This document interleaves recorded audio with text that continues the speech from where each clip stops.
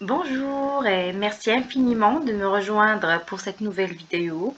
C'est la vidéo intitulée Le pluriel des noms en al, aïe, et ou. Cette leçon porte ou bien vise à mettre fin et à faire cesser la confusion et l'ambiguïté face à laquelle certains élèves peuvent se retrouver au moment où l'on lui demande d'écrire le pluriel des mots qui se terminent par al, aïe, et par ou. Donc, je vous invite à regarder cette vidéo jusqu'au bout car il y aura des exercices corrigés à la fin et qui vous permettront de tester le niveau de l'acquisition de la notion et aussi de savoir si vous avez bien maîtrisé la leçon. On commence. Voilà, je commence par la première partie. Et là, il s'agit des noms qui se terminent par aïe. La majorité des noms qui se terminent par aïe prennent un S au pluriel, tel que le mot rail, un rail, des rails. Alors veuillez suivre avec moi dans les exemples. Un portail, on dit des portails, toujours avec AIL et on ajoute la marque du pluriel, on ajoute le S. Un détail, on dit des détails. Un épouvantail, des épouvantails, pardon. Par contre, il y a quelques mots en al qui font exception à cette règle. Il y a des mots, je veux dire, en aïe et qui font exception à cette règle car ils prennent AUX au pluriel, tel que le mot bail. Un bail, des baux. On dit aussi un corail, des coraux, et non pas des corails avec S. Un émail, des émaux. Un soupirail, des soupiraux. Donc le soupirail, c'est une ouverture qui permet de laisser passer l'air et la lumière au sous-sol. On voit bien lorsqu'on se promène dans les rues que les caves des maisons disposent de toutes ou bien des soupiraux. Alors ce sont les fenêtres ou bien les ouvertures qui permettent d'aérer ces sous-sols, bien ces souterrains. D'accord? On dit aussi travaux, un travail, des travaux, un ventail, des vantaux. Les vantaux, ce sont les deux battants mobiles qui nous permettent d'ouvrir et de fermer la fenêtre. On dit donc les vantaux de la fenêtre, ce sont les deux battants mobiles qui permettent de l'ouvrir ou bien de la fermer. Enfin, il y a le mot vitrail, vitraux. Donc, il faut bien retenir ces mots-là pour ne plus faire la faute et pour ne pas les écrire avec A-I-L-S. D'accord? Bien, je passe à la deuxième catégorie. Ce sont les noms en al. Les noms en al font leur pluriel en O. A-U-X. Exemple, le journal, les journaux. Le cheval, les chevaux. L'animal, les animaux. Le métal, les métaux, pardon. On dit aussi l'hôpital, les hôpitaux. Donc, ils sont très très nombreux, les mots qui se terminent par al et qui font leur pluriel en o. D'accord? Il y a toujours une exception. Donc, je vous invite à bien lire la liste des mots qui représentent l'exception et qui se terminent par S au pluriel. Je commence par le premier mot. Le bal. Le bal, on dit au pluriel les balles. Donc on ajoute seulement S. Ce n'est pas la peine de dire des baux parce que c'est incorrect. Un bal, des balles avec S. Un carnaval, des carnavals avec S aussi. Un festival, pardon. On dit donc des festivals et non pas des festivals. Le récital, les récitals. Le chacal, les chacals. Le régal, pardon, les régals avec S toujours. Et enfin le mot serval, un serval, des servals. Alors là, je tiens à expliquer quelques mots parce que cela va vous aider énormément afin de les apprendre. Car si vous avez bien remarqué, là, je vais vous donner une astuce qui vous permettra, bien qui va faciliter l'apprentissage de ces mots-là. Alors l'astuce est la suivante. Il y a la majorité de ces mots se rapportent à un temps jovial, à un temps de festivité, de jouissance. Le mot bal, le mot carnaval, le mot festival, récital, régal. Et pour ça, je vais vous expliquer, par exemple, le mot récital. Je viens de dire que ça se rapporte au temps de réjouissance.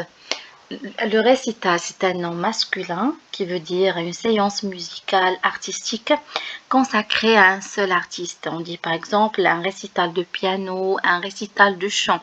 Alors c'est toujours la joie, le chant, la festivité. La même chose pour le mot festival, carnaval, bal et aussi régal. C'est un repas délicieux qu'on a un grand plaisir de le prendre. Alors ces mots-là, donc j'ai bien dit bal, carnaval, festival, récital et régal, se rapportent tous au temps de joie et de festivité.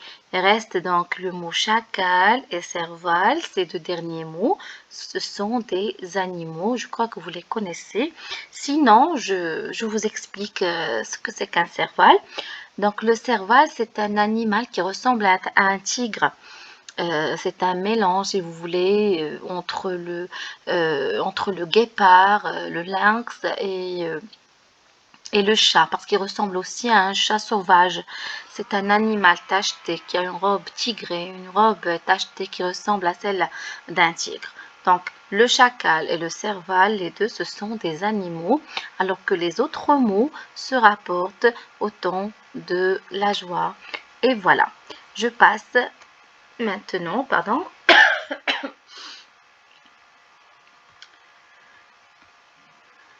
à la troisième partie. Là, on est dans la partie qui concerne les mots qui sont terminés par OU. Les mots terminés par OU, excusez-moi, manque un accent pour le E. Les mots terminés avec accent sur le E, qui se terminent par OU, au singulier, forment leur pluriel en OU avec S. Ça veut dire on va ajouter tout simplement un S à la fin du mot pour obtenir son pluriel. Je commence par le premier mot. On dit un fou, des fous. Un sou, des sous. Le sou, c'est une pièce de monnaie qui est équivalente à 5 centimes. Un trou, des trous. Un bambou, des bambous. Alors, si vous avez bien remarqué, dans tous ces mots-là, nous avons ajouté tout simplement un S à la fin. Mais il y a toujours une exception. Et je vous invite à lire la liste des mots qui représentent l'exception, ça veut dire les mots qui s'échappent à cette règle et qui prennent X à la fin. Il y a le mot bijou, alors on dit un bijou, des bijoux. Un chou, des choux avec X. Un joujou, des joujoux avec X aussi. Un caillou, des cailloux avec X. Un pou, des poux. La même chose, un genou, des genoux. Un hibou, des hiboux. Et enfin, excusez-moi, là j'ai écrit le mot 2 fois. Alors, faites attention. L'important, c'est de bien comprendre que ces mots-là prennent X à la fin au lieu d'un S. Ils représentent l'exception. Il faut bien faire attention dans ce cas-là. Je vous invite à les apprendre par cœur. Je vous invite à apprendre ces mots-là par cœur pour ne pas faire la faute, pour que cela reste gravé dans la mémoire. Si jamais vous rencontrez l'un de ces mots-là, n'hésitez pas à mettre X à la fin lorsqu'on vous demande de le mettre au pluriel. D'accord? Bien. Voilà, un bijou, des bijoux, un chou, des choux. Je passe. À la quatrième partie. Et là, il s'agit des noms terminés en E, qui terminaient par E, ou bien qui se terminent en E au singulier. Ces mots-là forment leur pluriel en E, toujours avec X. Exemple, un lieu, des lieux, un pieu, des pieux avec X. Et là, il faut faire attention parce que pour le mot lieu, il a par contre, il a deux sens. Il y a le mot lieu qui veut dire, qui indique l'endroit, qui indique un espace ou bien un endroit, une place, hein, un lieu, des lieux. On se déplace d'un lieu à un autre. On voyage, on quitte un lieu pour aller à un autre lieu. Par contre, il y a aussi le mot lieu qui signifie poisson. C'est un type de poisson et que nous allons voir dans la suite de la leçon. Alors, restez avec moi. On va découvrir ensemble les mots qui font exception à cette règle. Les mots sont les suivants. Voilà qui s'affiche sur l'écran. Je commence par le mot bleu, émeu, pneu et lieu. Voilà le mot dont je viens de vous parler. Ils s'écrivent de la même façon singulier. Alors, lieu. Par contre, le mot poisson, lieu qui signifie poisson, prend un S au pluriel et non pas X. La même chose, pour ne pas faire la faute, je vous invite à les apprendre par cœur. Ils ne sont pas nombreux. Il suffit de les répéter plusieurs fois et en faisant aussi des exercices, vous allez réussir à les retenir facilement. Bleu, des bleus s'écrit avec S. Émeu, des émeux s'écrit avec S aussi. Et le troisième mot, un pneu avec N-E-U, un pneu. Des pneus, ça prend S. Et enfin, le mot lieu. Des lieux, ça prend S aussi et non pas X. Voilà pour l'exception. Voilà, c'est la fin de notre cours de français. J'espère que vous avez bien assimilé la leçon et je vous conseille de regarder la deuxième partie car elle contient des exercices corrigés qui vont vous aider à tester, à fixer ce que vous venez d'apprendre. Donc, on se retrouve dans la deuxième partie. À très bientôt.